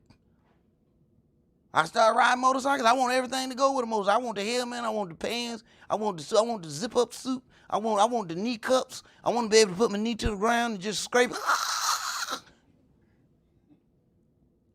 But how much of those traits do you allow to be changed so you can use them for the glory of your Elohim? So when this word came, hey, we got to do this. I want everything to go with it. I want the best cameras. I want this. I want that. I want all that the same way I was in the world. There's things that I get for the media department now, and they just be like, we ain't even have time to put the last one together. What is this? Hey, it's them old life traits that you allow to be reformed so that they work for the benefit of your Elohim. You look at that man work on cars, but then you find out his daddy used to do the same thing. You pick up some of them traits. Now it's up to you to figure out which one of them traits you should leave behind. Because all that stuff you ain't supposed to take with you. When you find out, there ain't no way I can make this right here work for my God. This got to go. I can't take this one with me. This one right here got to go. Now this, I can reformulate. This can be used. This right here can't. This got to go. See, I was passed down, that situation of nobody is allowed to be in the house. I guarded my mama's house. I was the key master. So nothing came in her house. I guarded the house. Well, that trait followed me all the way up until I got in this word. And then I got into a point where I said, you know what? I'm going to teach my family. And anybody want to come can come. Well, now, that trait that I done had all my life, Yahweh had to move that trait out so I can open up my house for anybody who would read this word. So much, in fact, that people who grew up with me said, you going to let somebody come to your house that you don't know if they read the Bible? This I got to see. Tell me what you need. I'll build anything. I just want to sit in the back so I can see. I got to sit here because I know you. No, you knew me before my God worked on me. You don't know me. You think you know me. You don't know me. You know to me before I knew him. Go ahead, brother. 1 Samuel chapter 12, and let's start at verse 14. If you will fear Yahweh and serve him and obey his voice and not rebel against the commandment of Yahweh, then shall both you and also the king that reigns over you continue following Yahweh your Elohim. Right. See, if you do something correctly, it causes the whole vicinity around you to do something right. This is why Yahweh said, all right, I can't give this to you, Abram, while your daddy around, and I can't give you this while you got your nephew Lot. Because you going to keep dealing with them, and it's going to cause a problem with me and you. You going to keep worrying about their feelings, and then I'm going to have to deal with you. So I'm going to go ahead and cause a separation between those two so that me and you can deal. Go ahead. But if you will not obey the voice of Yahweh, but rebel against the commandment of Yahweh, then shall the hand of Yahweh be against you, as it was against your fathers. Now therefore stand and see this great thing which Yahweh will do before your eyes. Is it not wheat harvest today? I will call unto Yahweh, and he shall send thunder and rain, that you may perceive and see that your wickedness is great, which you have done in the sight of Yahweh, in asking you a king. Right. The asking. See, remember, what are you praying for? What are you asking for? He said the children of Israel asked for a king, and he said it was a wicked desire. Go ahead. So Samuel called unto Yahweh, and Yahweh sent thunder and rain that day. And all the people greatly feared Yahweh and Samuel. And all the people said unto Samuel, Pray for your servants unto Yahweh Yarel, that we die not, for we have added unto all our sins this evil, to ask us a king. And Samuel said unto the people, Fear not, you have done all this wickedness, yet turn not aside from following Yahweh, but serve Yahweh with all your heart, and turn you not aside, for then should you go after vain things. When you turn, you're going to go after vain things. So first is to turn. Then comes the vain thing. See, people don't see the vain thing doesn't happen right away. So they believe that they're just in their turn. You turn, then the vain things come. Go ahead. Which cannot profit nor deliver, for they are vain. For Yahweh will not forsake his people for his great name's sake, because it has pleased Yahweh to make you his people. Moreover, as for me, Elohim forbid that I should sin against Yahweh in ceasing to pray for you, but I will teach you the good and the right way. Only fear Yahweh and serve him in truth with all your heart. For consider how great things he has done for you. Consider how great things he has done for you. Do you ever just sit down and meditate and think about the things that you probably shouldn't have lived through? You can count some of them and just say, I should have been dead on February 2nd. I should have died March 14, 2012.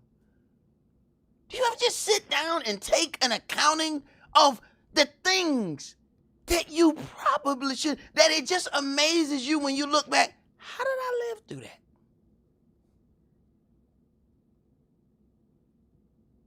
When I walked out of that hospital, it was people looking at me, nurses looking at me. How in the hell is he walking out of here? Nurse told me straight up, look, man, you are a walking miracle. She's like, people who have gone through what you have gone through, they up on the 5th and the 6th floor. You standing outside waiting on your ride. Do you ever sit down and think? Or are we always looking for the next thing that we want? Go ahead, bro. But if you shall still do wickedly, you shall be consumed, both you and your king. Right. Both you and your king. So consider this. If you don't operate in a certain way, you will cause even the leadership over you to not operate in a certain way. And it will be him using the leadership to deal with you. But y'all know that ain't how we gonna see it. But that's all that we're gonna do for today. Remember the Sabbath to keep it holy. Shabbat shalom. Shabbat shalom.